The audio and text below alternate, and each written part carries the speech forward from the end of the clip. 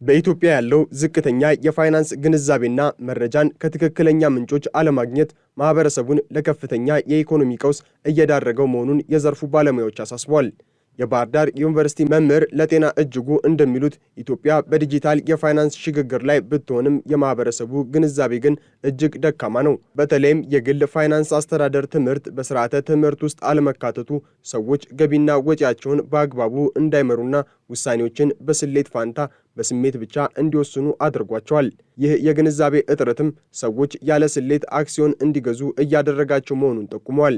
ፋይናንሻል ሊትሬሲ ማለት ደግሞ ቤዚክ የሆኑ የገንዘብ አያያዝ ዘዴዎችን፣ ገቢ እንዴት እናገኛለን፣ ወጪ ምንድነው፣ ቁጠባ ምንድነው፣ ብድር ምንድነው፣ የት ላይ ኢንቨስት እናደርግ ማየት ያለብን ፋክተሮች ምንድናቸው፣ ስንበደር ዝም ብለን ሳይሆን አስልተን መበደር የመሳሰሉ ውሳኔዎች ላይ ቤዚክ እውቀት ያስፈልጋል። ፐርሰናል ፋይናንስ የሚባል ትምህርት አለ ባደጉት ሀገሮች። እያንዳንዱ ሰው ኩባንያ ነው። ይችን ሐሳብ ያዝልኝ። እያንዳንዱ አንተ ራስህ ካምፓኒ ነህ፣ ብቻህን ገቢ አለህ፣ ወጪ አለህ፣ ቁጠባ አለህ፣ ብድር አለብህ፣ ሀብት አለህ። ስለዚህ ኩባንያ ነህ። የሂሳብ ሪፖርት ማዘጋጀት አለብህ። ገቢና ወጪ፣ ትርፍ፣ ተቀጥረህም ስራም ቢዝነስም ስራ you are a company።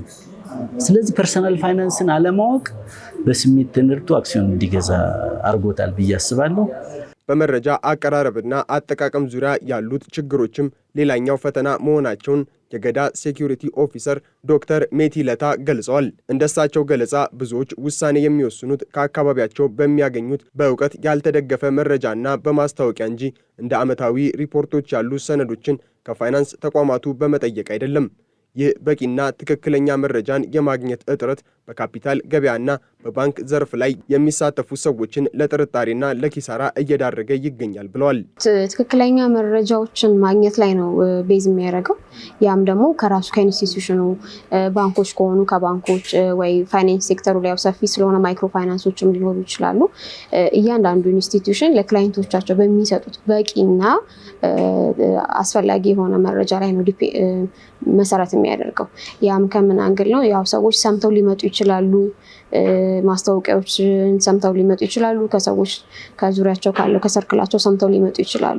ግን ጀኒውን የሆነ ኢንፎርሜሽን ዲሲዥን ሜክ እንዲያደርጉ ወይም ውሳኔዎችን እንዲወስዱ መበደር አለብኝ፣ መግዛት አለብኝ፣ ኢቨን አሁን ካፒታል ማርኬት ላይ ስንመጣ የሚሉትን ኢንፎርሜሽኖች ለማግኘት ግዴታ ከሶርሱ መጠቀም ይኖርባቸዋል። ከዚህ በተጨማሪም ስሜታዊነት ለንቅናቄና ለሀብት ማሰባሰብ የሚጠቅም ቢሆንም ወደ ስራ ሲገባ ግን በሳይንሳዊ አካሄድና በእውቀት መተካት እንዳለበት ያስገነዝባሉ። ስሜት ላይ ብቻ የተመሰረቱ ኢንቨስትመንቶች መጨረሻቸው ኪሳራ በመሆኑ ማህበረሰቡን ከስሜታዊነት ወደ ስሌታዊነት የሚያሸጋግር ስልጠና ሊሰጥ እንደሚገባም በአጽንኦት አሳስበዋል።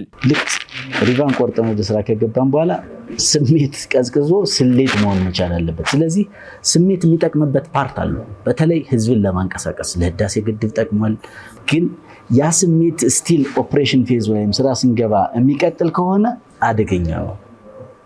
በስሜት የገባ ህዝብ በስሜት ልውጣ ብሬን መልሱ ካላተረፈ እንደዚህ ምናምን ወደሚል ሜንታሊቲ ከሄደ ባንኩን መልሶ ያፈርሰዋልና መሪዎች ላይክ አስ ማለት ነው መቼ ስሜት መጠቀም እንዳለብን መቼ ስሌት መጠቀም እንዳለብን በትክክል ማወቅ አለብን። ይህንኑ የግንዛቤ እጥረት እንዲሁም በስሜት ላይ የተመሰረተ የፋይናንስ ውሳኔዎችን ማሻሻል ላይ ያተኮረው የመጀመሪያው ብሔራዊ የኒውሮ ፋይናንስ ጉባኤ ባሳለፍነው ቅዳሜ በአዲስ አበባ ከተማ ተካሂዷል።